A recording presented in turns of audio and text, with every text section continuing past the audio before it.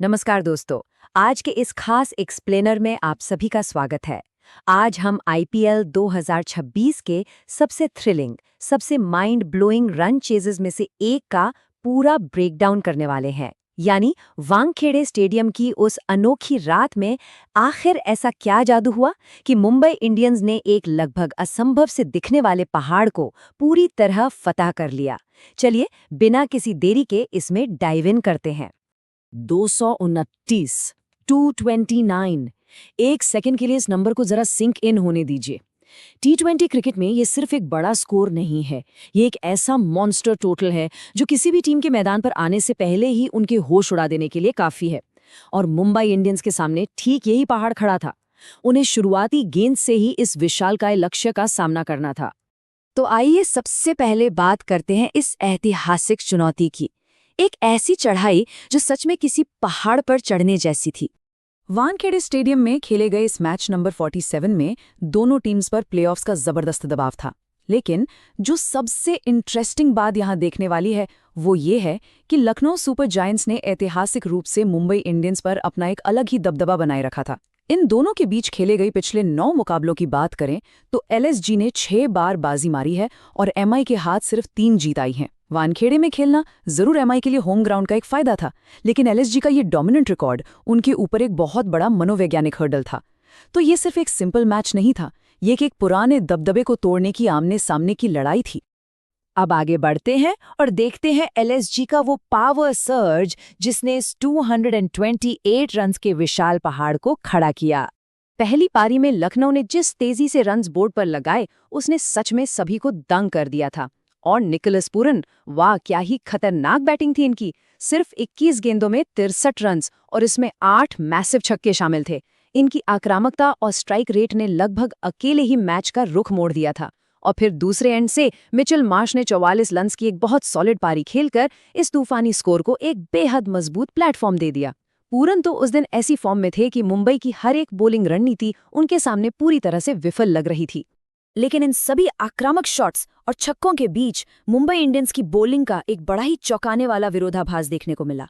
एक तरफ है दुनिया के सबसे डेंजरस बॉलर जसप्रीत बुमराह, जो उस दिन पूरी तरह से विकेटलेस रहे, कोई विकेट नहीं।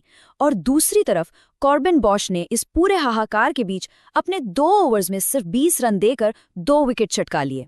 है ना अजीब? ये मॉडर्न टी20 क्रिकेट की वो एब्सोल्यूट रियलिटी है जहां कई बार सबसे बड़े और भरोसेमंद सितारे ठंडे पड़ जाते हैं और दूसरे गेंदबाज आकर बाजी संभाल लेते हैं।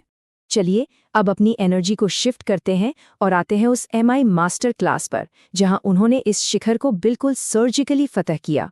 228 का पहाड़ खड़ा होने के बाद एमआई का जवाब एकदम सटीक और क्लिनिकल था। 143 रन्स की उनकी ओपनिंग पार्टनरशिप, दोस्तों, ये किसी चमत्कार से कम नहीं थी।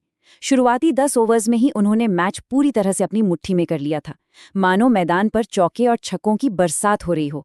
रोहित शर्मा ने 44 गेंदों पर 84 रन्स ठोक दिए और उनका साथ दे रहे रायन रिकेल्टन ने मात्र 32 गेंदों पर 83 रन्स बना डाले। पावर प्ले के ये आंकड़े लिटरली चीख कर बता रहे थे कि ये दोनों विरोधी टीम की उम्मीदों पर पानी फेरने के लिए किस अग्रेसिव माइंड के साथ मैदान पर उतरे थे। और ये बहुत ही शानदार तरीके से दर्शाता है कि नई रणनीतियां और रूल्स क्रिकेट को कैसे बदल रहे हैं। रोहित शर्मा इस मैच में इम्पैक्ट प्लेयर के तौर पर आए थे और उन्होंने वहां अपना वही विंटेज टच दिखाया जिसकी सभी फैंस बरसों से उम्मीद करते हैं। उनके बैट से निकले उन 7 विशालकाय छक्कों ने सीधे तौर पर एलएसजी के सारे मोमेंटम को तोड़कर रख दिया। ये सिर्फ स्कोरबोर्ड पर रन्स नहीं थे, ये विरोधी टीम की स्ट्रैटेजी और उनके हौसले पर एक डायरेक्ट और बहुत बड़ा प्रहार था।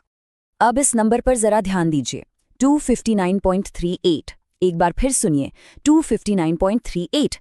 ये कोई आम नंबर नहीं है, ये रायन रिकल्टन का एब्सर्ड स्ट्राइक रेट था। टी20 क्रिकेट में 200 से ऊपर के लक्ष्य को सफलतापूर्वक चेस करते वक्त ये इस सीजन के सबसे हाई और लगभग असंभव लगने वाले स्ट्राइक रेट्स में से एक माना जा रहा है। जब आपको 229 जैसा जायंट टारगेट पूरा करना हो तो वाकई सिर्फ ऐसी अग्रेसिव स्ट्राइकिंग ही वो चाबी होती है जो ऐसी जीत का ताला खोल सकती है। जब एमआई के बल्लेबाज आग उगल रहे थे तो उस वक्त एलएसजी के बॉलर्स की हालत सच में बेहद निराशाजनक थी। एम सिद्धार्थ ने आकर किसी तरह 47 रन देकर 2 विकेट जरूर निकाले, लेकिन उनका मेन पेस अटैक शामी और आवेश खान जैसे दिग्गज तेज गेंदबाज इस रन फ्लो को रोकने में पूरी तरह से नाकाम रहे। देखिए, जब आपके फास्ट बॉलर्स दबाव नहीं बना पाते तो चाहे आपने 228 का विशाल लक्ष्य ही क्यों ना दिया हो, वो एकदम छोटा लगने लगता है।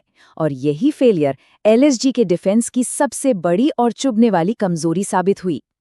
अगर हम इस पूरे रन चेस की एक आसान सी टाइमलाइन बनाएं तो तस्वीर आपके सामने बिल्कुल क्लियर हो जाएगी।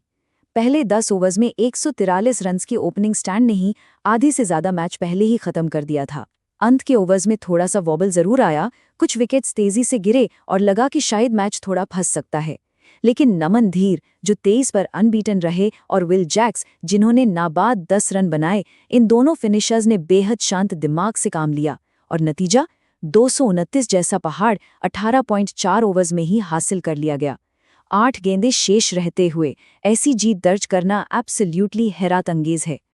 अब थोड़ा सा पेस कम करते हैं और आते हैं अपने आखिरी और सबसे इंटरेस्टिंग हिस्से पर। इसका रिपल इफेक्ट क्या है, यानी आगे क्या होने वाला है। इस थ्रिलिंग चेस के बाद अब मैदान की धूल तो बैठ चुकी है, लेकिन दोस्तों, इस नतीजे के असर अभी बहुत दूर तक जाएंगे।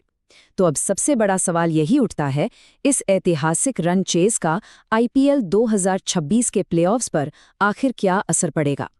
एक ऐसी जीत सिर्फ पॉइंट्स टेबल में आपके अंक नहीं बढ़ाती, बल्कि ये बाकी सारी टीम्स के माइंडसेट्स और आने वाले मैचेस के इक्वेशंस को पूरी तरह से हिलाकर रख देती है। आइए इस बड़ी पिक्चर को थोड़ा समझते हैं। तो जो सबसे ज़रूरी बात निकल कर आती है वो ये है कि इन 3 बातों पर सबसे ज़्यादा असर हुआ है। पहली, मुंबई इंडियंस इस जीत के बाद टॉप 4 की रेस में बहुत ही मजबूती से खड़ी है और उनका कॉन्फिडेंस आसमान पर है। दूसरी, एलएसजी को अपने डिफेंसिव बॉलिंग को लेकर तुरंत और कठोर सवालों के जवाब ढूंढने होंगे, क्योंकि अगर आप 228 रन बनाकर भी अपना स्कोर बचा नहीं पा रहे हैं तो समस्या वाकई बहुत सीरियस है।